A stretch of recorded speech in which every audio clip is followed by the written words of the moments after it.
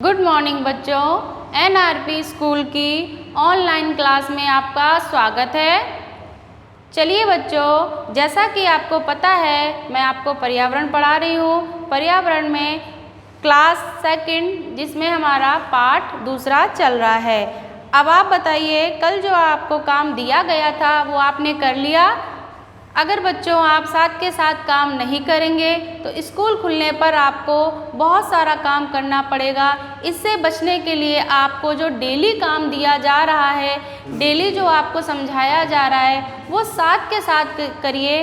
Copy लीजिए, copy में आपको काम करना है जो HW आपको यहाँ से दिया जा रहा है। जिन बच्चों ने अभी किताबें नहीं ली हैं वो किताबें भी ले लें ताकि हम पढ़ाई अच्छे से कर सकें। चलिए, तो हम पाठ 2 जो कि हमारा बोर्ड पे लिखा हुआ है, पाठ 2 यानी चैप्टर 2 शरीर के भीतरी अंग, यानी शरीर के जो अंदर के पार्ट्स होते हैं, शरीर के जो भीतर के अंग होते हैं, हम उनके बारे में चर्चा कर रहे हैं। तो कल हमने पढ़े थे, कौन कौन से बच्चे पढ़े थे बताइए? हृदय, मस्तिष्क और फेफड़े, ये 3 चीज़ें हम बच्चों कल पढ़ चुके हैं। इनसे संबंधित मैंने काम भी दिया था आपको SW करने के लिए, वो भी आपने कर लिया होगा। चलिए, तो आज हम आगे का अपना पाठ शुरू करते हैं जो कि है पेट, आमाशय, आहार नाल, छोटी आंत और बड़ी आंत। ठीक है, तो मैं आपको आज आगे के जो अपने शरीर के भीतरी अंग हैं उनके बारे में बताऊंगी। तो हम पढ़ते हैं आज पेट के बारे में। किसके बारे में पढ़ेंगे बच्चों? पेट। अब पेट आप सभी जानते हो बच्चों, हमारा पेट जिसमें हमारा भोजन रहता है। हमारा जो ये पेट है इसमें हमारा भोजन रहता है। अब हम भोजन करते कैसे हैं? हम मुंह से भोजन, यानी हम अपने मुंह में भोजन डालते हैं और मुंह से दांतों से चबाते हैं और जीभ की सहायता से इसको चबा करके आहार नाल, जो कि ये होती है हमारी गर्दन से, आहार नाल से होते हुए हमारे पेट में पहुंचता है। यानी हम कह सकते हैं कि पेट का जो प्रारंभिक हिस्सा है वो कहाँ से शुरू होता है? हमारे मुंह से। कहाँ से शुरू होता है बच्चों? हमारे मुंह से शुरू होता है। तो अब हम यहाँ मैं आपको लिख के बता रही हूँ, आप ये कॉपी में भी लिख सकते हैं।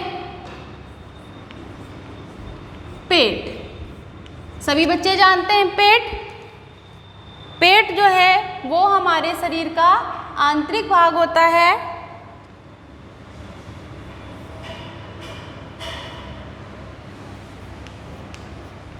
पेट का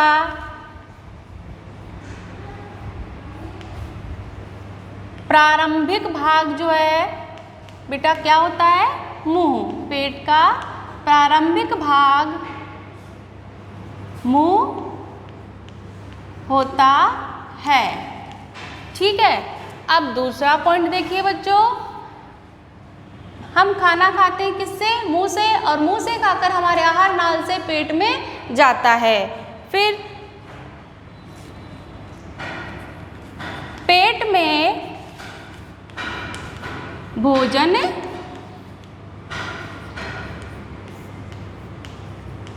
रहता है। आप खाना खाते हैं, भोजन करते हैं, तो वो कहाँ रहता है बच्चों? हमारे पेट में। ये हमारे पेट की 2 पॉइंट हैं जो कि मैंने आपको समझाए हैं। अब इसी को आगे बढ़ाते हुए आप देखते हैं तो हमारा पेट जो है वो किससे जुड़ा हुआ है? आहार नाल। यानी आहार का मतलब भी भोजन होता है। तो आहार हमारे किससे जाता है? आहार नाल से, जो कि हमारे गर्दन में स्थित होते हैं। हमारे गर्दन में 2 नलियाँ होती हैं, एक श्वास नली जो कि फेफड़ों तक जाती है और दूसरी आहार की नली जो कि हमारे पेट से पेट तक जाती है। तो हम आहार नाल के बारे में भी यही पढ़ते हैं। आहार नाल किताब अगर आप देख रहे हैं बच्चों, किताब खोल रखी है तो आप उसमें भी देखेंगे हमारे पास आहार नाल और पेट के बारे में बताया गया है। तो आहार नाल की जो है यह कितने मीटर की होती है? आहार नाल, जो आहार नाल है वो कितने मीटर की होती है बच्चों?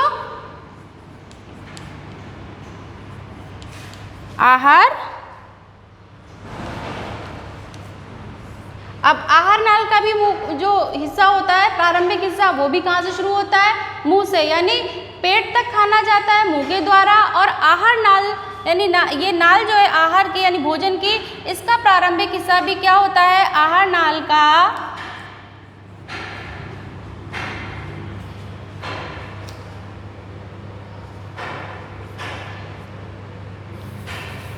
आहार नाल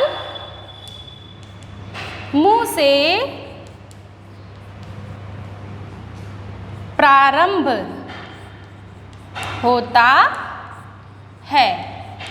ठीक है, आहार नाल कहाँ से शुरू होती है बेटा? हमारे मुंह से शुरू होती है, यानी हम मुंह में जैसे खाना डालते हैं, घास डालते हैं, उसको चबाते हैं, तो ये हमारे मुंह से होकर के मुंह से खाना खाते हैं और मुंह के द्वारा आहार नाल से प्रारंभ होती है। ठीक है, चलिए आगे देखिए। दूसरा पॉइंट जो है ये कितने मीटर की होती है?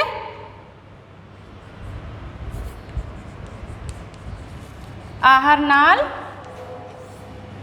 8 से 10 मीटर की होती है।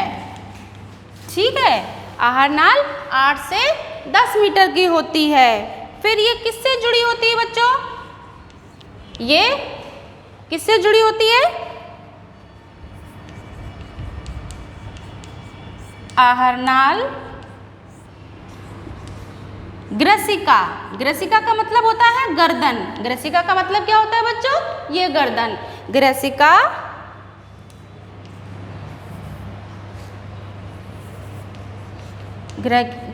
ग्रसिका से जुड़ी होती है। ये तो हमारी क्या हुई बेटा? आहार नाल। फिर अब देखिए आहार नाल यानी ये जो हमारी गर्दन का हिस्सा है, इसके ये नाल के चारों ओर क्या होती है? मोटी दीवारें होती हैं। ये जो हमारी गर्दन है, यहाँ पर देखिए ये आहार नाल है। आप जब खाना खाते हो तो महसूस करते हो ना, आपका खाना इसके अंदर से होता हुआ पेट तक जाता है। पानी पीते हो तो यहाँ से लगता हुआ, आप पानी ठंडा गर्म जो भी पीते हो तो यहाँ से महसूस होता है। तो ये हमारी आहार नाल होती है। अब आहार नाल के चारों ओर जो होती है,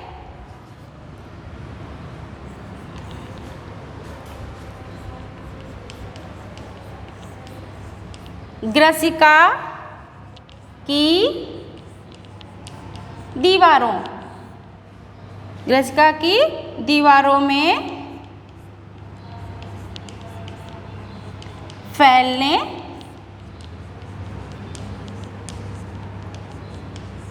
सिकुड़ने की क्षमता होती है।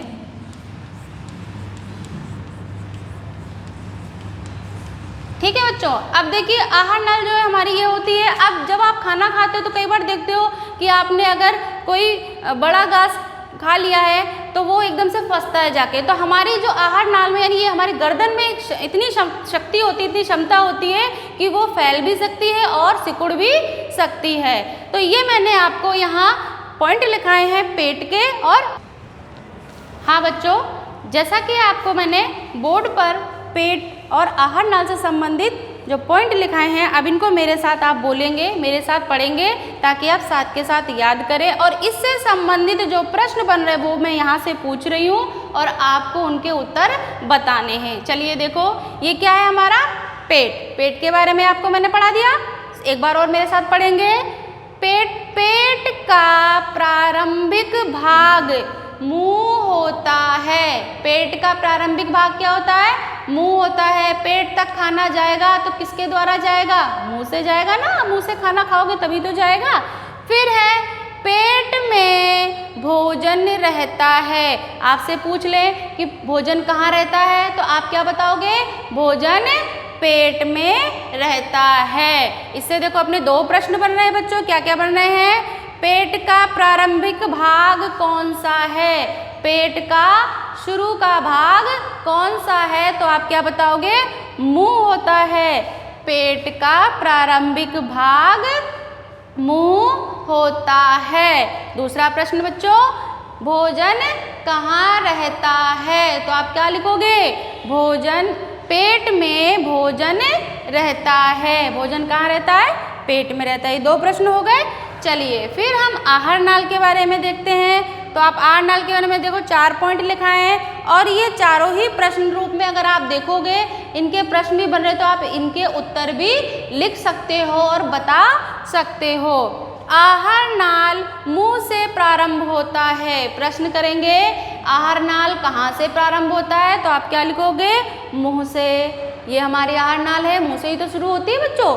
फिर आहार नाल कितनी लंबी होती है, कितने मीटर की होती है, तो आप क्या लिखोगे, आहार नाल 8 से 10 मीटर लंबी होती है, या आहार नाल 8 से 10 मीटर की होती है। चलिए आगे देखिए, आहार नाल किससे जुड़ी रहती है, आहार नाल हमारी ग्रेशिका यानी हमारी गर्दन से जुड़ी होती है।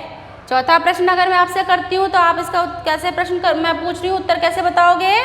ग्रेशिका की दीवारों में फैलने सिकुड़ने की क्षमता होती है, ये पॉइंट है। तो इसका प्रश्न अगर मैंने पूछ लिया कि ग्रेशिका की दीवारों में किसकी क्षमता होती है, ग्रेशिका जो कि गर्दन है इसमें किसकी क्षमता होती है, तो आप लिखोगे ग्रेशिका की दीवारों में फैलने और सिकुड़ने की क्षमता होती है। आप इसको कॉपी में उतार सकते हैं, इसको आप कॉपी में लिख के रख सकते हैं, जो कि आप याद करोगे। आप कॉपी में इसको उतारोगे बच्चों, ये आपका इसी का HW हो गया, आप इसको याद करोगे। इससे संबंधित प्रश्न भी अगर आए तो आप उनको कर सकते हो, इनको पढ़कर याद करके।